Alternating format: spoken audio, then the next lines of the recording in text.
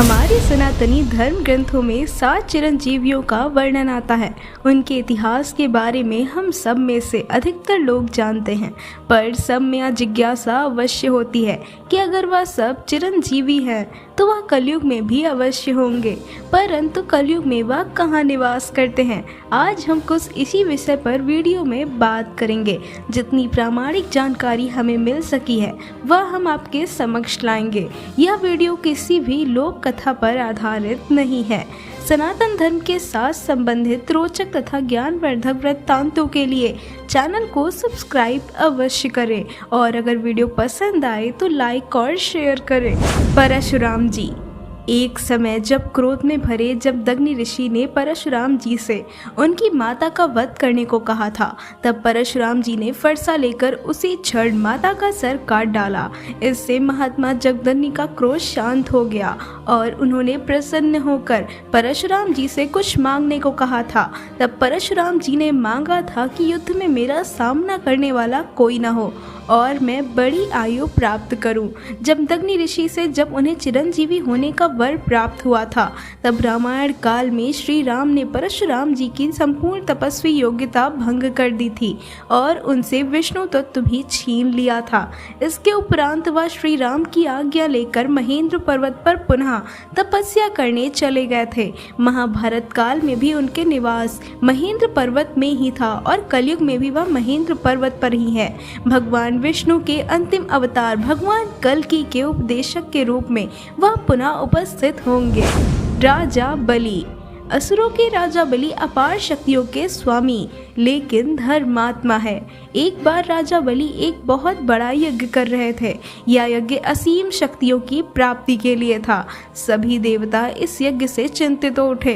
तब भगवान विष्णु के अवतार वामन ने ब्राह्मण वेश में वहां दान लेने के लिए पहुंचे। वामन के दान मांगने पर उन्होंने 3 पद भूमि दान में दे दी। तब ब्राह्मण वेश में वामन भगवान ने अपना विराट रूप दिखा दिया।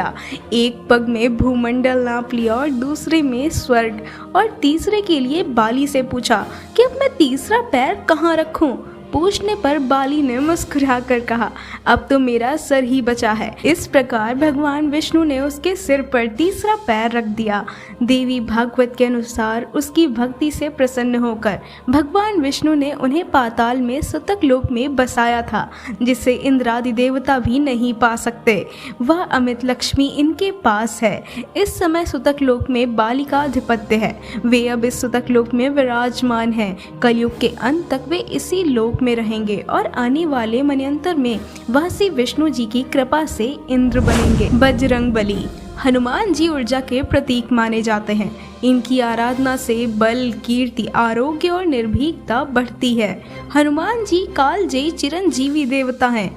हनुमान जी कहाँ रहते हैं इस बात का वर्णन हमें महाभारत के वन पर्व अध्याय 151 में मिलता है। इसके अनुसार जब भीमसेन द्रौपदी के लिए सुगंधित कमल लेने के लिए गंधमादन पर्वत पर गए, तब वहाँ उनकी भेंट हनुमान जी से हुई, जो उस समय वहाँ कदली वन में ही रहते थे।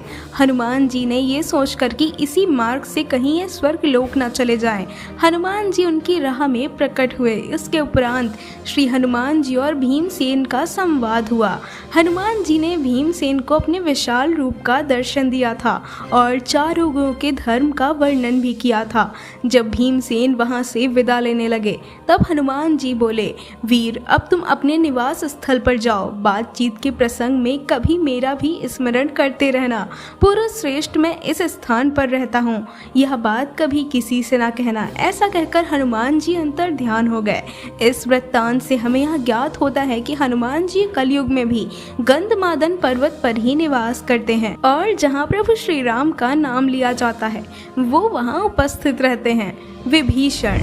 रावण के छोटे भाई विभीषण, उन्होंने अपने भाई के ही विरुद्ध जाकर श्री राम का साथ दिया था। उन्हें वहां नैतिकता और धार्मिकता बनाए रखने और दुनिया भर के लोगों को धर्म का मार्गदर्शन कराने के लिए इस महायुद्ध के अंत तक जीवित रहने का वरदान प्राप्त हुआ था।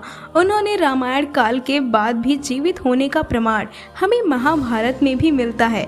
युधिष्ठिर के राज्य सूर्य के यज्ञ के दौरान विभीषण सहदेव से मिले थे और विभीषण ने सहदेव को उपहार भी दिए थे। यह बात तो निश्चित है कि अगर वह द्वापर युग में भी जीवित थे तो वह कलयुग में भी मौजूद हैं, परंतु इस बात का वर्णन किसी भी प्रामाणिक हिंदू ग्रंथ में हमें नहीं मिला। हो सकता है वह किसी दूसरे आयाम में हो। अगर आपको उनके बारे में कोई जानकारी हो तो हमें कमेंट बॉक्स में अवश्य बताइएगा। अश्वत्थामा, कृपाचार्य और व्यास जी। महाभारत में गुरुद्रोण पुत्र अश्वत्थामा को श्री कृष्ण से 3000 वर्षों तक भटकने का श्राप मिला था। अश्वत्थामा का अंतिम बार उल्लेख उनके काम्यक वन व्यास जी के आश्रम में होने का किया गया है। बाकी उन पर कई किस्से, कहानियां और लोक कथाएं प्रचलित हैं कि उन्हें विभिन्न स्थानों पर देखा गया है, पर हम इस बात की पुष्टि नहीं करते हैं क्योंकि हमें कोई प्रमाण नहीं मिला। हाँ, विष्णु पुराण के अंश 3 और अध्याय 2 के अनुसार 8वें मनवंतर में दीप्तिमान गालव राम, कृपाचार्य और अश्वत्थामा व्यास जी और दृश्य सिंह यह सब सप्त ऋषि होंगे, जिससे यह साबित होता है कि अश्वत्थामा आज भी जीवित हैं। आज की वीडियो में बस इतना ही। आशा करते हैं कि आपको आज का वीडियो पसंद आया होगा, तो इसे लाइक अवश्य करें और जाने से पहले चैनल को सब्सक्राइब करेंगे तो हमें बहुत खुशी होगी। नमस्कार।